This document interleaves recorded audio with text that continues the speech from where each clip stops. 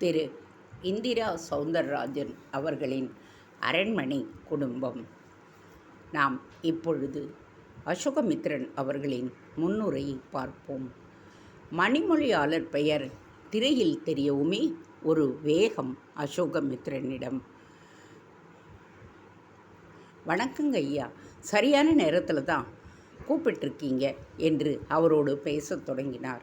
என்ன அசோகமித்திரன், உங்கள் ஆராய்ச்சிக்கு தோதா ஏதாவது நடந்ததா, இல்லை இன்னும் குழப்பத்தில் தான் இருக்கீங்களா? எல்லாவற்றையும் ஆர்வத்தை அடக்க முடியாததால் தான் நான் உடனே ஃபோன் செய்தேன். ஐயா, எதுக்காக இந்த நாகேந்திரநல்லூர் வந்தேனோ அந்த விஷயத்தில் ஏமாற்றம்தான். ஆனால் அதுக்கு நிகரான ஒரு சம்பவத்தை மிகச் சரியான கிரகண நேரத்தில் கண்டேன். எல்லாமே ஒரு காவி உடுத்திய பிராமண கிழவி வந்து செய்த பூஜையைத்தான் சொல்லுகின்றேன். அதை நான் பார்த்த விதத்தில் அப்படியே சொல்லி முடிக்கின்றார் அவர். நிச்சயமாக இது ஒரு அமானுஷ்யமான விஷயந்தான் சார். கேரளாவில் நகராவுங்கிற பேரில் நாகர் சிலைகளுக்கு கோயில்கள் உண்டு. அங்கே நாயர் இன பெண்கள் இதுபோல் பூஜை செய்வாங்க. அப்போது இதே போல் நாகம் வந்து அங்கு பூஜையை அதை ஏற்றுக்கொள்ளுமாம். கடுமையாக விரதம் இருந்து இந்த பூஜையை செய்வாங்க. நாகம் வரலைன்னா விரதத்தில் ஏதோ தவறு இருக்குன்னு எடுத்துப்பாங்களாம். நீங்கள் சொல்கிறத பார்க்கும்போது எனக்கு இந்த கேரளா பூஜை தான் ஞாபகத்துக்கு வந்தது. எப்படி இதையெல்லாம் கரெக்டாக தெரிஞ்சு வச்சுக்கிட்டு இருக்கீங்க நீங்கள்? வாசிப்புங்கிறது ஏன் வரையில் சுவாசிப்பு மாதிரி, அது நிற்காத ஒரு விஷயம். இது வரைக்கும் நான் ஒரு 10,000 புத்தகமாவது படிச்சிருப்பேன். அதில் பிடிச்சது பிடிக்காதது எல்லாமே உண்டு. சில நேரங்களில் கட்டுரைகளுக்காக தேடி பிடிச்சு படிக்கிறது உண்டு. அப்படி படிக்க போய் தான் தெரிய வந்ததை நான் இப்போ சொன்னேன். ஐயா, இங்கே நாதி ஜோதிடர் சொன்னது போல் கோவில் குருக்களும் 10:30 மணிக்கெல்லாம் இறந்துட்டார். அதை வச்சு பார்க்கும் பொழுது என் முகத்தை பார்த்து சொன்ன பிரசன்ன ஜோதிடமும் பலிச்சிடுமோன்னு கொஞ்சம் பயமாகவே இருக்கியா. பயப்படாதீங்க, நான் முன்ன சொன்னது போல் திறந்த மனசோடு இருங்க. வெற்றிகரமாக மிகச்சிறந்த வாழ்க்கைங்கிறது என்னென்னா அம்பானி அதானி மாதிரி பணக்காரராவது இல்லை, ஜனாதிபதியாவோ பிரதமரோ அதிகாரத்தில் இருக்கிறதெல்லாம் கூட கிடையாது. துளி கூட எந்த விஷயத்துலேயும் பயமே இல்லாமலும் குழப்பமே இல்லாமலும் தெளிவோடு இருக்கிறது தான் மிகச்சிறந்த வாழ்வு. பிறகு எந்த நோயும் இல்லாமல் இருப்பது. இது புத்தருக்கு சாத்தியப்பட்டது. அதற்கு பிறகு மகாகவி பாரதிக்கும் சாத்தியப்பட்டது என்று நான் நினைக்கின்றேன். இன்னும் பலர் இருந்திருக்கலாம், எனக்கு இப்போ சட்டுன்னு ஞாபகத்துக்கு வரல. உங்கள் பேச்சை நம்பிதான் அதே மாதிரி நடந்ததுயா. அதே சமயம் நடக்கிற சம்பவங்கள், அதோட நிதர்சனங்கள் இதுதான் நிஜங்கிற ஒரு தெளிவான முடிவை தரமாட்டேங்குதேயா. பல நிதர்சனமான உண்மைகள் பாலுக்குள்ளே இருக்கிற நெய் மாதிரியா சுகமித்திரன். பாலை காய்ச்சி குளிர வச்சு உறைய வைத்து தயிராக்கி அப்புறம் அதை மோராக்கி அதற்கு பிறகு அது கடைஞ்சு வெண்ணெயை எடுத்து அதை உருக்கினாதான் நெய்யே கண்ணுக்கு தெரிய வரும். நடுவில் எத்தனை ப்ராசஸ் இருக்குது பார்த்தீங்களா? அப்படித்தான் நம்ம வாழ்க்கையை சார்ந்த பல விஷயங்களோ. நீங்கள் இப்போ சரியான நிலையில் தான் போய்கிட்டே இருக்கீங்க. பயப்படாமல் போய்கிட்டே இருங்க. அந்த பாட்டியம்மா செய்த பூஜை நிச்சயம் வழக்கமான பூஜை இல்லை. அப்போது அதுக்கு பின்னால் ஒரு விஷயம் இருக்குது. அதை தெரிஞ்சுக்கங்க. அதை தெரிஞ்சுக்கிறதுக்கு பாருங்களேன். அதுதான் இப்போ என்னோடய அடுத்த டார்கெட். ஆனால் நாளைக்கே ஊர் திரும்புகிறதால தான் முன்னே போட்ட பிளான். அப்படி என்றால் அதன்படியே நீங்கள் நடங்க. என்னையா இப்படியும் சொல்கிறீங்க? இங்கே இருந்தால் தானே மற்ற விஷயங்களே எல்லாம் நடக்குதா இல்லையாங்கிறது தெரியும். இது வரைக்கும் உங்களை சுற்றி நடந்த எந்த விஷயம் அசோகமித்திரன் நீங்கள் நினச்ச மாதிரி இல்லை, எதிர்பாராத மாதிரி நடந்தது. இதுவும் அதே மாதிரி நடந்திருக்கு. அப்படின்னா நீங்கள் எப்பவும் போல் உங்கள் எண்ணப்படியே நடங்க. அந்த ஊரில் பல 1000 பேர் இருந்தும் ஒரு அபூர்வ கனவானது உங்கள் கண்ணுக்கு மட்டும் வந்தது. இறந்துட்டதா ஊர் நினைக்கிற ஒருத்தரை போல பார்க்குற அனுபவத்தோட ஒரு கிரகண பூஜை பார்க்குற சந்தர்ப்பம் உங்களுக்குத்தான் கிடச்சிருக்கு. இதுக்கெல்லாம் பின்னால் நிச்சயமாக தற்செயல்னு ஒன்று இருக்கிற மாதிரி தெரியல. இது எல்லாமே பிரத்யேக அமானுஷ்ய அனுபவங்கள் தான். இந்த அனுபவங்கள் உங்களை அவ்வளவு சுலபத்தில் அந்த ஊரை விட்டு வெளியேற அனுமதிக்காதுன்னு நான் நினைக்கிறேன். மணிமொழியாளர் சரியான கணிப்புகளுடன் பேசிக்கொண்டிருந்த அந்த வேளையில் ஈர உடையோடு கனபாடிகள் பின் கொல்லைப்புறம் வழியாக வந்தபடியே இருந்தார். துல்லியமான அதே வேளையில் வாயில்புறம் ஒரு குதிரை வண்டி. சில மணி நேரம் முன்பக்க கண்மாய் கரையின் மேல் காவி புடவி உடுத்திய கிழவியோடு வந்த அதே குதிரை வண்டி. வண்டியிலிருந்து பட்டுப்பாவாடையும் தாவணியுமாய் தலையில் நெற்றி சுட்டி கழுத்தில் தங்க நகைகளுடன் இருப்பில் ஒரு வெள்ளிக்குடத்துடன் ஒரு பெண் இறங்கி வீட்டு வாசலில் நின்று கால்களால் தரையை மிதித்து சப்தம் எழுப்பினாள். அவள் கால்களில் சதங்கை கட்டி இருந்ததால் அந்த சப்தம் நன்றாகவே கேட்டது. தொடர்ந்து அவள் சப்தத்தை எழுப்பினாள். பட்டுப்பாவாடையும் தாவணியுமாக வந்த பெண் தன் கால் சதங்கையை கொண்டு எழுப்பிய சப்தம் எல்லோருடைய கவனத்தையும் திருப்பி பார்க்க வைத்தது. ஈர உடையோடு உள்ளே வந்திருந்த சந்திரமௌலீஸ்வர கனபாடிகள் அவளை பார்த்துவிட்ட நிலையில், அடடே, நாகபாலா வந்துட்டா, போங்கோ, போய் அவளை உள்ள கூப்பிடுங்கோ என்று சத்தமான குரலில் கூறினார். கனபாடிகளின் உறவுக்கார பெண்ணும் அதை கேட்டு வாசல்புறத்திற்கு ஓட அசோகமித்திரன் பதிலுக்கு கனபாடிகளை பார்த்தான்.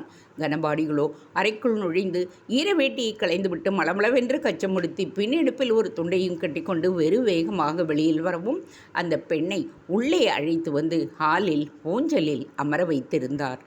வெள்ளைக்குடம் அருகிலிருந்த காலை தொங்க போட்டபடியே அந்த பெண் அமர்ந்திருந்த கோலத்தில் ஒரு தெய்வ அம்சம் பளிச்சிட்டது. அசோகமித்திரனும் நகர்ந்து வந்து நடப்பதையெல்லாம் பார்க்க தொடங்கினார். ஹாலுக்குள் நுழைந்த கனபாடிகள் சாஷ்டாங்கமாக அந்த பெண்ணின் கால் முன் விழுந்து வணங்கத் தொடங்கினார். அந்த பெண்ணோடு வந்திருந்த குதிரை வண்டிக்காரன் வாசலோடு நின்றுவிட அவளோடு வந்திருந்த பட்டுப்பாவாடை கட்டியிருந்த ஒரு இளம்பெண் ஊஞ்சலை ஆட்டி அங்கே அந்த பெண் அருகே நின்றபடியே இருக்க, கனபாடிகள் வீட்டைச் சேர்ந்த பெண் சமையல் கட்டிலிருந்து ஒரு செம்பு நிறைய பாலை கொண்டு வந்து அந்த பெண்ணின் அருகில் இருந்த வெள்ளிக்குடத்தில் அதை சேர்த்தாள். அப்படியே அவளது தொங்கியபடியே இருக்கும் கால் முன் விழவும் அவள் பதிலுக்கு தன் வலது காலை வணங்கும் பெண்ணின் தலையின் பாகம் மேல் வைத்து எடுத்தாள். அதன் பின் அப்படியே வீட்டில் உள்ள எல்லோரும் அவள் ஊஞ்சலை சுற்றி வந்து வணங்கிட, அப்பொழுது அவள் தன் கால் சதங்கைகளை அசைத்து சப்தம் எழுப்பினாள். பின் அவளை அவளுடன் வந்த பெண் வழியே அழைத்து செல்ல தொடங்கினாள். எல்லோருமே பணிவாக அவளோடு வாசல் வரை சென்றனர். அவளும் வெள்ளிக்குடத்தோடு குதிரை வண்டியில் ஏறி அமர்ந்து கொள்ள அந்த வண்டியும் புறப்பட்டது. அதன் பிறகு கனபாடிகள் திரும்பி வந்தார். சகலத்தையும் பார்த்தபடியே இருந்தார் அசோகமித்திரன். என்ன சார், என்னடா இந்த வீட்டில் வினோதம் எல்லாம் நடக்குதுன்னு ஒரே ஆச்சரியமாக இருக்கா? எக்ஸாக்ட்லி, இந்த குதிரை வண்டியை நான் கொஞ்சம் முந்தி, அதாவது கிரகண சமயத்தில் கண்மாய்க்கரையில் பார்த்தேன். அப்போது ஒரு பாட்டி அதில் வந்து மரத்தடியில் இருந்த புதருக்குள் இருந்த நாகர் சிலையை சுத்தம் செய்து அதற்கு பூஜையெல்லாம் செய்தாங்க. அப்போ ஒரு நல்ல பாம்பு கூட வந்தது. ஓ, அந்த பூஜையை நீங்கள் பார்த்தீங்களா? எஸ், அந்த பாம்பு வந்து அதுக்கும் பாலாபிஷேகம் பண்ணினாங்க. அது உண்மையில் ஒரு அசாதாரணமான காட்சி தான். அப்போ உங்களை யாரும் அந்த இடத்த விட்டு போக சொல்லலையா? சொன்னாங்க, அதாவது குதிரை வண்டிக்காரன் சொன்னான். ஆனால் நான் அதை பொருட்படுத்தலை. அப்படியா என்று பதிலுக்கு கனபாடிகள் கேட்ட விதமே ஒரு மாதிரியாக இருந்தது. ஆமாம், இப்போ இங்கே என்ன நடந்தது? யார் அந்த பொண்ணு? சொல்லறேன். காலையிலே இருந்து ஒன்றும் சாப்பிடலை. கொஞ்சம் ஆகாரம் பண்ணிக்கலாமா? தாராளமாக, எனக்கும் நல்ல பசி தான். அடுத்த சில நிமிடங்களில் ஒரு பேசனில் பாலில் சர்க்கரையோடு உரிய அவலும் 2 நேந்திர வாழைப்பழங்களும் வந்தன. விரத வயிற்றுக்கு இது ரொம்ப நல்லது, சாப்பிடுங்க என்று கனபாடிகள் அதை மார்பெல்லாம் பால் சொட்ட சாப்பிட்டு முடித்தார். அமிர்தமாக இருந்தது. பின் செம்பு தலையில் ஒரு செம்பு அந்த அளவுக்கு தண்ணீரை கொடுத்து உதடுகளை துடைத்து கொண்டு பேசத் தொடங்கினார் கனபாடிகள். வந்துவிட்டு போன இந்த பொண்ணு நாகவம்சத்தைச் சேர்ந்தவ. இவ பேரு நாகபாலா. சூரிய கிரகணத்தன்னைக்கு நீங்கள் பார்த்த அதே நாகர் சிலைக்கு கிரகண சமயத்திலே பூஜை செய்யறதுக்கு காலங்காலமாக வழக்கமாக உள்ள ஒரு விஷயம். அதை செய்த இவளோட பாட்டி ஒரு கணவனை இழந்த சுமங்கலி, அமங்கலி. இவங்க தான் அதை செய்யணுங்கிறது தான் விதி. அந்த பாட்டியோட கொள்ளுப்பேத்தி தான் இந்த நாகபாலா. இவளை இன்னைக்கு நாகக்கன்னியாக பாவிச்சு நாங்கள் அவள் கொண்டு வந்திருந்த வெள்ளிக்குடத்தில் பாலை சேர்த்து விடுவோம். இந்த ஊரில் அநேகமாக எல்லா வீட்டுக்கும் போய் நாகபாலா பாலை வாங்கிப்பா. அந்த பாலால் தான் நாளைக்கு கோவிலில் லிங்கத்துக்கு அபிஷேகமே நடக்கும். அந்த அபிஷேக பாலை மருந்தாக எல்லோருக்கும் சாப்பிடுவதற்கு கொடுப்பாங்க. அதை சாப்பிட்டா நோய் நொடியே வராது. அது மட்டும் இல்லை, அவர்களை எந்த சர்ப்பமும் தீண்டாங்குங்கிறது தான் நம்பிக்கை. கணபாடிகள் சொன்னதை கேட்டு அசோகமித்திரனுக்கு மேலும் பல கேள்விகள்.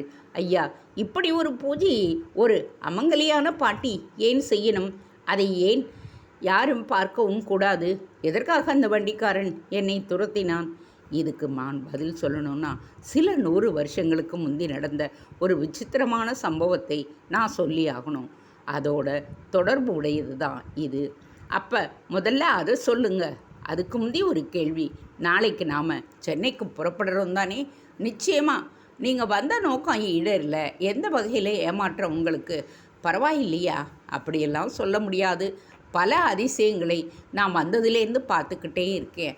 அதில் நான் பார்த்த அந்த பூஜையும் அடக்கம். இப்போ நான் சொல்ல போகிற சம்பவம் உங்களுக்கு அதிசயத்துக்கெல்லாம் அதிசயமாக இருக்கும். எவ்வளவு தூரம் இதை நீங்கள் நம்புவீங்கிறது தான் என்னோட கேள்வி. முதல்ல நீங்கள் சொல்லுங்க ஐயா.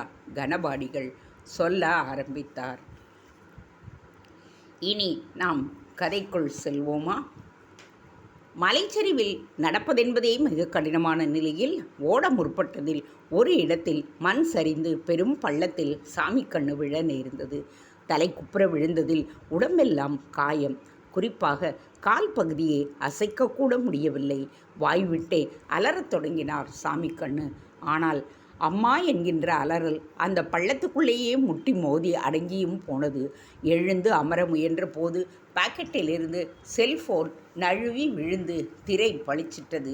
அதை பார்க்கவும் வேகமாக எழுந்து கான்ஸ்டபிள் மாணிக்கத்தை அழைக்கத் தொடங்கினார். மாணிக்கம், சார் எங்கே இருக்கீங்க? அவங்கள பிடிச்சிட்டிங்களா? அட பொய்யா, நான் இப்போ ஒரு பள்ளத்தில் கிடக்கேன். வேகமாக வா. கிட்டத்தட்ட 20 அடி பள்ளம். காலில் எலும்பு வேற முறிஞ்சிடுச்சாட்டம் இருக்குது. வலி, உயிர் போகுது. நான் தான் சொன்னேனே சார் வேண்டாம்னு. என்னையா நீ அக்யூஸ்ட் ஓடுறான் வேடிக்கை பார்த்துக்கிட்டு நிற்க சொல்கிறியா? அது இல்லை சார், அவர்கள் வெறுத்து ஓட்டுறவன். நாம் அப்படியா சார்? பேசினது போரும் மாணிக்கம். சீக்கிரமாக வா சார். செல்லில் சினிமா பாட்டு இருந்தால் போட்டு விடுங்க.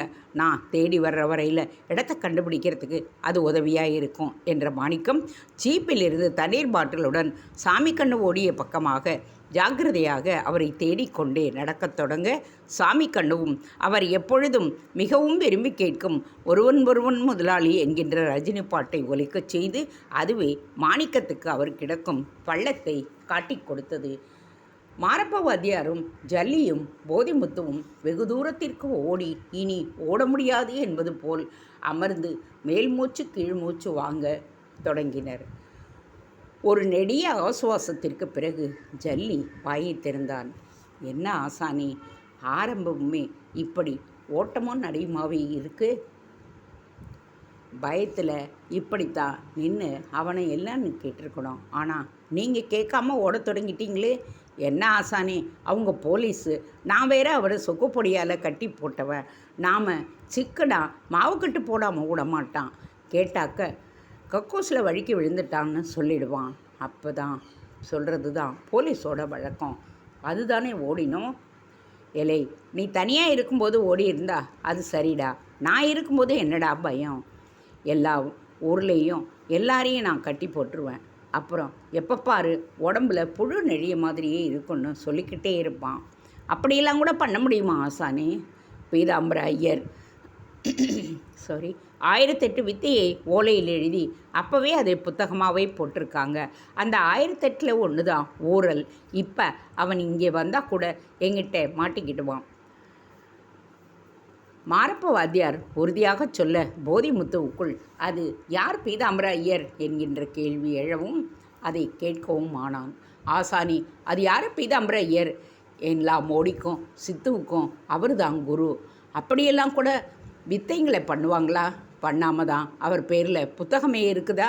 அப்போ அதை படிக்கத்தான் நீங்கள் வித்தையெல்லாம் கற்றுக்கிட்டீங்களா? அதை படிச்செல்லாமே கற்றுக்க முடியாது. எல்லா வித்தைக்கும் தேவைப்படுற பொருள்கள் தான் எல்லாம் இருக்குது. அதையெல்லாம் ஒருத்தன் அவ்வளவு சுலபத்திலே கண்டுபிடிக்க முடியாது. குறைஞ்சது 40-50 வருஷமாவது இந்த வித்தைக்காக உயிரை பணயம் வச்சு உழைக்கணும்.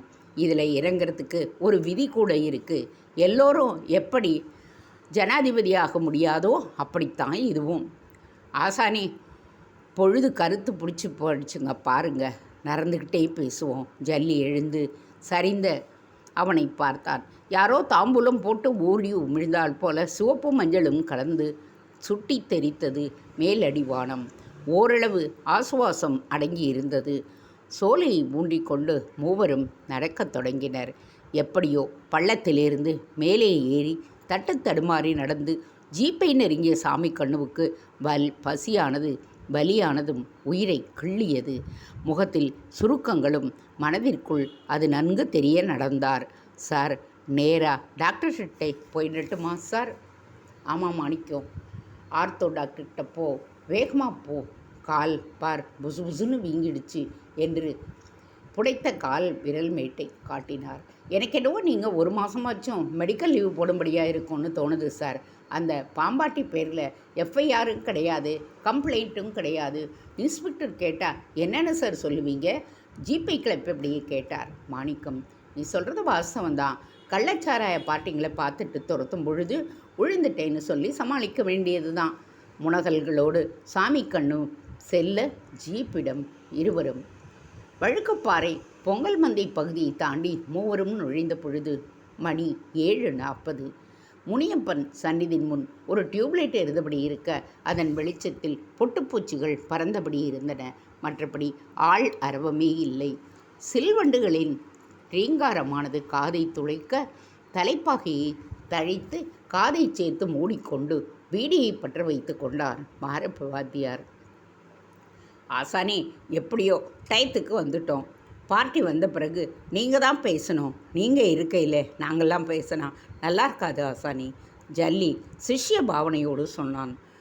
ஒட்ரா, முதல்ல அவன் வரட்டும், குறி யாருக்கு எதுக்குன்னு தெரியட்டும், அதுக்கு பிறகு பேசுவோம் என்கின்ற பொழுது தொலைவில் டார்ச் லைட்டின் வட்டமான வெளிச்சத்தோடு 2 பேர் வரும் அரவம் கேட்டது. அங்கே அவன் வருகின்றான் ஆசானி. வரட்டும். இந்த மையப்புருவத்தில் லேசாக 2 பேருமே மைய பூசிக்கிடுங்க. மாரப்பவாதி மைடபாவை நீட்ட பணிவாக வாங்கி தானும் பூசிக்கொண்டு போதிமுத்துவுக்கும் பூசிவிட்டவனாக, இது என்ன மைய ஆசானே என்று அதை திருப்பி தந்தபடியே கேட்டான் ஜல்லி. கலங்கிடா கலங்கி. இது எதுக்கு ஆசானே? இதை பூசிக்கிட்டா உன் முகத்தை அவனால் பெருசாக ஞாபகம் வச்சுக்க முடியாது. ஒரு தீஞ்ச வாசனை அடிக்குதா? ஆமாம் ஆசானே, அப்போ அது வேலையை தொடங்கிடுச்சுன்னு அர்த்தம். வேடிக்கையை பாரு. மாரப்பவாதி சொல்லி முடிக்க மந்தைக்குள் குலசேகர ராஜாவும் அவரின் கைத்தடியான மூர்த்தியும் நுழைந்து நடந்து வர வேடிக்கான சிகார் லைட்டை பிடித்து தங்கள் இருப்பிடத்தை காட்டி கொடுத்தான் ஜல்லி. குலசேகர ராஜாவும் மூர்த்தியும் அங்கே போய் சரியாக நின்றனர். குலசேகர ராஜா மரியாதையாய் மஃப்ளரால் தலையை மூடி முகம் மட்டுமே தெரிய நின்றார். மூர்த்தி பேண்ட் ஷர்ட் என்கின்ற சகஜ உடையில் இருக்க, சட்டையில் அரண்மனை குடும்பத்தின் சின்னமான கிரீடம் பொறிக்கப்பட்டு அதை அணிந்தவர்கள் அரண்மனை குடும்ப ஊழியர்கள் என்பதை சொல்லாமல் சொல்லிற்று. இருவரின் உருவமும் சிகார் லைட் ஒளியில் தெளிவாக ஓரளவுக்கு தெரிய இருவரையும் வரவேற்க தொடங்கினான். வணக்கம் சாமிங்களா, சொன்ன மாதிரியே வந்துட்டீங்களே, சந்தோஷம். கணப்பு போட்டு வட்டமாக குந்திக்கிட்டு பேசலாங்களா? அவன் கேட்டது குலசேகர ராஜாவுக்கு புரியவில்லை. மூர்த்தியை பார்த்தார். என்னையா சொல்கிற நீ? ஆமாம், நீ தான் போதிமுத்துங்கிறவனா? என் பேர் சல்லிங்க. நான் இவன்தான் போதிமுத்து. இவர் எங்கள் குருநாதர். குரு பேரை நாங்கள் சொல்ல மாட்டோம். நீ தான் ஃபோனில் பேசினவனா? ஆமாங்க ஐயா என்றான் போதிமுத்து. பாம்பாட்டி தானே நீ? ஆனால் சித்து வேலையெல்லாம் தெரிஞ்சு வச்சிருக்க போல இருக்கே. குலசேகர ராஜா சகஜமாக பேச்சை தொடங்கி ஜல்லி மலமளவென்று முனியப்பனுக்கு பொங்கல் வைத்த நிலையில் எரிந்து அடங்கி போய் இருக்கும் விறகு துண்டுகளை சிலவற்றை அலட்சியமாக எடுத்து வந்து அங்கே தீயை ஈட்டு கணப்பை உருவாக்கினான். வெளிச்சம் வரவும் எல்லோருடைய முகம் எல்லோருக்கும் தெரிந்தது. தீயை பெரிதாக ஆக்கியபடியே குலசேகர ராஜாவின் கேள்விக்கு பதில் சொல்லத் தொடங்கினான். ஐயா, போதி பிடாரடுங்க. அவனுக்கு இந்த சித்து மோடி எல்லாம் தெரியாது. எனக்கு கொஞ்சம் தெரியும். எங்கள் குரு இவர் தாங்க. அவர் தான் வாத்தியார். அந்த கொஞ்சம் விதிலேயே போலீஸ்கிட்டே இருந்து தப்பிச்சிருக்கீங்களே, கில்லாடிங்க ஐயா நீங்கள். அப்போ தப்பிச்சிட்டோம். ஆனால் இப்போ கொஞ்சம் முந்தி கூட வர்ற வழியில் ஏற்காடு போலீஸ் துரத்திக்கிட்டே வந்தபோது தப்பி பொழிச்சு வந்திருக்கோம். இலே, நடந்ததை விடுறா, நடக்க போகிறத பேசுடா, வந்த விஷயத்தை சொல்லுடா. மாரப்ப வாத்தியார் இடையில் புகுந்து அதட்டியதோடு ஒரு பீடியை பற்ற வைத்தார். குலசேகர ராஜாவை நேருக்கு நேர் பார்க்காத ஒரு அலட்சியத்தை அவரும் உணர்ந்தவராக, இப்படிலாம் நான் என் வாழ்க்கையில் எங்கேயும் எவனையும் தேடியே வந்ததில்லை, என்ன தேடி தான் எல்லோரும் வந்திருக்கானுங்க என்று சற்று கித்தாய்த்தார். ஏனோ சிரிப்பு வந்தது மாரப்ப வாத்தியாருக்கு. ஐயா, அதான் வந்துட்டீங்கல்ல, வந்த விஷயத்தை சொல்லுங்க என்று நிமிண்டினான் ஜல்லி. சொல்கிறேன், அதுக்கு முந்தி உங்கள் வித்தியை கொஞ்சம் நான் பார்க்கணுமே என்று ஆரம்பித்தான். என்னையா சொல்கிறீங்க? நாங்கள் ஒரிஜினலாக டம்மி பீஸான்னு டெஸ்ட் பண்ணி பார்க்க போகிறீங்களா? அப்படியெல்லாம் இல்லை. எங்கள் பாஸுங்க உங்கள் வித்தைகளை பற்றி பெருசாக தெரியாது, அதுதான். மூர்த்தி மென்மையாக சொல்லி ஜல்லி மாரப்ப வாத்தியாரை பார்த்தான். வாத்தியார் புகையை விட்டபடியே குத்துக்காலிட்டு அமர்ந்திருந்த நிலையில் பீடியை எரிந்துவிட்டு தலைப்பாகையை அசைத்து தளர்த்தி விட்டு கொண்டார். பின் எழுந்து நின்று மூட்டம் போட்ட நெருப்பை ஒரு சுற்றி உடம்பை முறித்து சோம்பல் முறித்தார். உஸ் என்று பெரிதாக காற்றை ஊதி என்னென்னவோ செய்தவர், எல, யங்கிலி, சங்கிலி, பேச்சி, மடையப்பா, மோகினி, காக்கையா, கர்ணபூதா என்று உக்கிரமாக முணுமுணுத்தார். பின், எலே காசுக்காரா, கேட்டுக்கடா, இப்போ ஓ சட்டை பாக்கெட்டில் 10 2000 ரூபா கட்டு நோட்டு இருக்குது, அம்புட்டும் செலவு நோட்டு, அதோட நம்பரை கூட பார்த்து சொல்கிறேன், உன் நோட்டை கையில் எடு என்றார் அதட்டலான குரலில். அரண்டு போன குலசேகர ராஜா அதே போல தன் பாக்கெட்டிலிருந்து பணத்தை எடுத்து கணப்பின் அருகே சென்று எண்களை பார்க்க தொடங்கினார்.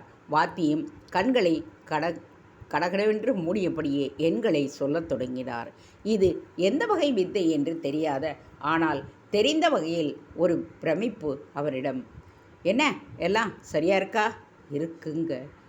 வீட்டை விட்டு கிளம்புற உன் பெஞ்சாதி மாதுளம்பழ ஜூஸ் உனக்கு கொடுத்தாளா? ஆமாம். சூதகம் பிடிச்ச உன் மவ கருப்பு உடை உடுத்தியிருந்தாளா? ஆமாம் ஆமாம். இன்னும் சொல்லவா, இல்லை இது போருமா என்று மாரப்ப வாத்தியார் உடம்பை முறுக்கியபடி ஸ்ப்ரிங் போல குதிக்கத் தொடங்கினார். குலசேகர ராஜாவிடம் ஸ்தம்பிப்பு.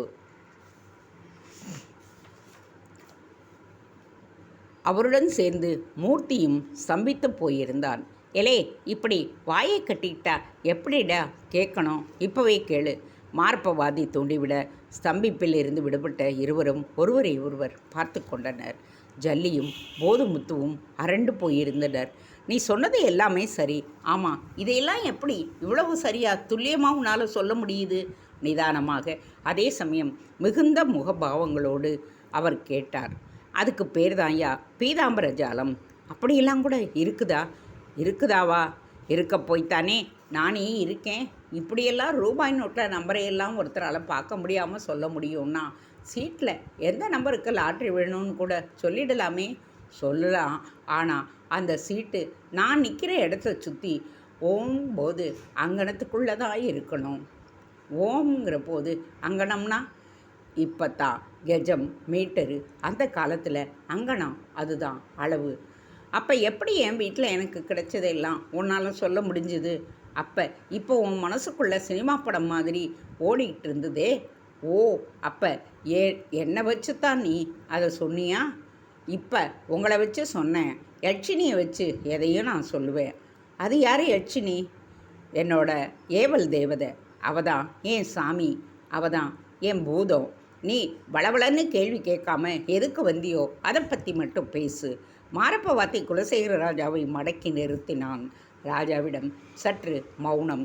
சட்டென்று அவனிடம் வந்த விஷயத்தை பேச ஒருவித தயக்கம். என்ன விஷயம்? நம்பி பேசுகிறதுக்கு பயமாக இருக்கா? உங்ககிட்ட அம்மான்னு சொல்லவும் முடியல, இல்லைன்னு சொல்லவும் முடியல. சரி, நானே சொல்கிறேன். அதையும் உன்னை வச்சே சொல்கிறேன். நீ என்னை ஒத்துப்பார், அது போரும். கணப்பின் தீச்சுடர் மாரப்பவாதியாரின் முகத்தில் மஞ்சள் பூசியது போல் ஜொலித்திட குலசேகர ராஜாவும் அவர் சொன்னதைப் போலவே செய்தார்.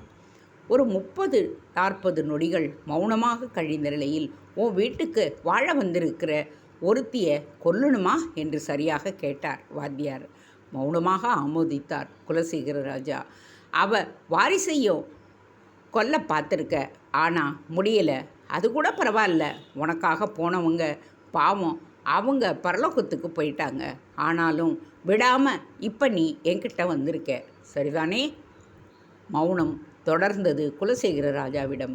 1000 கோடிக்கு மேல் சொத்து, அதை ஒரு நாகவம்சத்துக்காரை கொண்டு போகிறத உன்னால் ஜீரணிக்க முடியல. உன் பொண்ணுக்கு வர வேண்டியது அவளுக்கு போயிடுச்சு. அதனால் உன் பொண்ணும் சீக்காளி ஆகிட்டா. அடிமேல அடி, சரிதானே? குணசேகரிடம் பயங்கர வெறிப்பு. அவளை உன்னால் எல்லாம் கொல்ல முடியாது. என்னால் கூட முடியுமாங்கிறது சந்தேகம்தான். ஏன் தெரியுமா? மாரப்ப வாத்தியார் கேட்டுவிட்டு நிறுத்தினார். குலசேகரர் அதை தொடர்ந்து கேட்டு ஒரு இமை படப்படப்போடு அவரை வெறித்தார். பதறாதே, என்னால் கூட முடியாதுன்னு தான் சொன்னேனே தவிர, ஆனால் முடியவே முடியாதுன்னு சொல்லலையே, அதை கவனி. எதை வச்சு அப்படி சொல்கிற? குலசேகரர் மெல்ல அவனிடம் கேட்டார். அவ அருள் நிறைந்தவ. அவ பின்னால் ஒரு தெய்வ சக்தி கவசமாக நிற்கிது, அதனால் சொன்னேன். அதுக்கு காரணம் ஏற்காட்டு மலையில் அவள் சந்தித்த ஒரு சாமியார். ஆமாம், அதே சமயம் அவர் மட்டும் இல்லை, அந்த பொண்ணு அபூர்வ நாகவம்சத்தோட தொடர்ச்சி, அதுவும் காரணம். நாகவம்சமெல்லாம் புராண கதையில் தானே, இப்போ ஏது? அப்போ இருந்த அதே பூமி தானே இப்போவும் இருக்குது. அதே சூரியன், அதே சந்திரன், அதே நட்சத்திரங்கள், அதெல்லாமும் அப்போ இருந்து இப்போவும் இருக்கே. இவன் மட்டும் இருக்கக்கூடாதா என்ன? நம்பவே முடியல. அப்போ அப்படியே வந்த வழியே திரும்பி போயிடு. போய் உன் தில்லாலங்கடி வேலையெல்லாம் எவ்வளவு காட்டணுமோ அவ்வளவையும் காட்டு. அதுக்கு பின்னால் தானாக புரிஞ்சுக்குவ. எதுக்கு இப்போ அதுக்கெல்லாம் நேரம் இல்லை. எனக்கு எவ்வளவு சீக்கிரம் அவள் சாகணுமோ அவ்வளவு சீக்கிரம் சாகணும். அது மட்டும் இல்லை, அவள் வாரிசும் சாகணும். இதெல்லாம் நடந்தால் மட்டும் போராது. என் மகளுக்கும் என் மருமக பிள்ளைக்கும் கல்யாணமும் நடந்து முடியணும். இதையெல்லாம் நீ முடிச்சு தர்றதா? எத்தனை லட்சம் கேட்டாலும் நான் கொடுக்குறேன். லட்சமா? மாரப்ப வாத்தி அலட்சியமாக கேட்டார். ஆமாம், 10 லட்சமோ 20 லட்சமோ எவ்வளவு வேணுமோ கேள், தரேன். அப்படி போடுடா அருவாளை, உனக்கு கோடிகளில் சுற்றி வரும். ஆனால் எனக்கு லட்சத்துலையா? நீ என்ன சொல்கிற? நீ ஆனாலும் ரொம்ப நல்லவன்னு சொல்கிறேன். எல்லாரும் மோரில் தான் வெண்ணெயை எடுப்பாங்க, நீ தண்ணியிலேயே எடுக்க பார்க்குறியே, கில்லாடி தான் நீ பேசுகிறது எனக்கெல்லாம் புரியலை. பாராட்டுறியா இல்லை திட்டுறியா? நீ பாராட்டி திட்டுற, இது கூடவா புரியலை? சரி, நீ எவ்வளவு கேட்குற? பேரமெல்லாம் பேசக்கூடாது, கேட்குறத கொடுக்குறேன்னு சொல்லி நாளைக்கே உன் மகள் கழுத்தில் மருமக பிள்ளை சந்தோஷமாக தாலியை கட்டுவான். இந்த ஒண்டை வந்தவளும் உலகத்தை விட்டு போயிடுவா. அப்போ கொஞ்சம் முந்தி முடியாதுன்னு சொன்னது எதை வச்சு சொன்னேன்? இப்போ கூட சொல்கிறேன், அவளை நெருங்கிறது அழிக்கிறது எல்லாமே கஷ்டம்தான். ஆனால் உன் மருமக பிள்ளைய உன் மகக்கழுத்தில் தாலியை கட்ட வைக்கிறது எனக்கு சுலபம். நிஜமாவா? முடியாததை நான் சொல்கிறதே இல்லை. அப்போ அவளை கொல்றதுங்கிறது அதுவும் நடக்கும், கவலைப்படாத. எப்படி நீ செய்வ? விவரமாக எனக்கு சொல்லு. நீ கேட்குறத கருவி முதல்ல கொடுப்பியா? அதை சொல்லு முதல்ல. நீ நினைக்கிற மாதிரி பணக்கார இல்லை. என் சகோதரி தயவில் தான் பாரம்பரிய வழக்கப்படி எல்லாம் ஒன்றா இருக்கிறோம். என் அப்பம் பாட்டன் சொத்து காடு கழனின்னு கொஞ்சம் இருக்குது. அதையெல்லாம் விற்றா ஏதோ ஒரு 50 கோடி தேரும். மற்றபடி என் மருக பிள்ளை என் மக கழுத்தில் தாலியை கட்டி என் மகளை அரண்மனைக்குள்ளே குடும்ப மருமகளாக்கிட்டாதான் எல்லா சொத்தும் என்கிட்ட வரும். இப்படியெல்லாம் உன் குடும்ப ராமாயணத்தை என்கிட்ட படிக்காத. வெட்டு 1 துண்ணு 2ன்னு பேசு. சரி, உனக்கு 1 கோடி தரேன். திருப்தியா? அதை கேட்டு மாரப்ப வாத்தியார் ஒரு மாதிரியாக சிரித்தார். என்ன சிரிக்கிற? உனக்கு 1000 கோடி, எனக்கு 1 கோடியா? இது ஏதோ வீட்டு புரோக்கர் கமிஷன் மாதிரி இல்லை. 1000 கோடி கோடின்னு அதையே சொல்லாத. அது என்ன கல்யாணமான மறுநிமிஷமே அவ்வளவும் என் ரூபா நோட்டா மாதிரியா என் கைக்கு வரும்? சொத்துங்கிற போகுதுன்னு சந்தோஷம் மட்டும்தானே வரும். அப்போ சரி, வந்த மாதிரியே நீ கிளம்பு. இல்லை ஜல்லி போதி, புறப்படுங்கடா. வாத்தி வேகமாக கத்தரித்தார். புறப்படவும் தயாரானார். குலசேகர ராஜா விதிர் விதிர்த்தரவாய், அட அடங்கய்யா, ஆனா ஊன்னா வெட்டிடவே பார்க்குறியே, இப்படி வேணும்னா வாயை திறந்து கேளு, அதை விட்டுட்டு என் வாயை பிடுங்கிக்கிட்டே இருந்தா எப்படி? 20 கோடி, அதுவும் பணமா, சம்மதமா? மாரப்ப வாத்தியார் கேட்ட விதம் குலசேகரரை குலையச் செய்து விட்டது. நெடுநேரம் அவரிடம் பேச்சே இல்லை. என்ன சத்தத்தையே காணோம்? இல்லை, இப்படி பணமாக கேட்குறியே? நான் தெரியாமல் தான் கேட்குறேன். உனக்கே இது அதிகமாக தெரியல. எது? 20 கோடி. நான் தெரியாமல் தான் கேட்குறேன். நீ முதல்ல ₹1,00,000 கண்ணால் பார்த்துருக்கியா? இல்லை, உன் அரண்மனை திமிரை காட்டி இப்படி கேட்குறியா நீ? இது வரைக்கும் நான் என் வித்தையை என்னை மதித்து வந்தவங்க கிட்ட தான் காட்டியிருக்கேன். எதையும் இலவசமாக கொடுத்தா மதிப்பே இருக்காதுன்னு காசும் வாங்கியிருக்கேன். இப்போ கூட நான் இந்த 2 பேருக்காகத்தான் இந்த தொகை. என் வரையில் காசு பணமெல்லாம் வெறும் காகிதம் மட்டும்தான், பணம் மட்டும்தான் குறினா இப்போவே உன் மண்டையை குடஞ்சி உன் கையில் இந்த 20 கோடிக்கு செக்கை எழுதி வாங்கியிருப்பேன். பார்க்குறியா? மாரப்ப வாத்தியாரின் முரட்டான அதட்டல் மூர்த்தியை இடையிடச் செய்தது. ஐயா, நீங்கள் என்ன உடனேயே இப்படி கோச்சுக்கிறீங்க? அவர் தெரியாமல் பேசிட்டாரு, அதை மனசில் வச்சுக்க வேண்டாங்க. எலே அல்லக்கை, இதை உன் அரண்மனை சிங்கத்துக்கிட்ட போய் சொல்லு. மூர்த்தியும் உடனே குலசேகருடன் விலகிச் சென்று சில நிமிடங்கள் பேசிவிட்டு திரும்பி வந்தான். பின் பேசலானான். சார், 20 கோடி தர ஒத்துக்கிட்டாரு.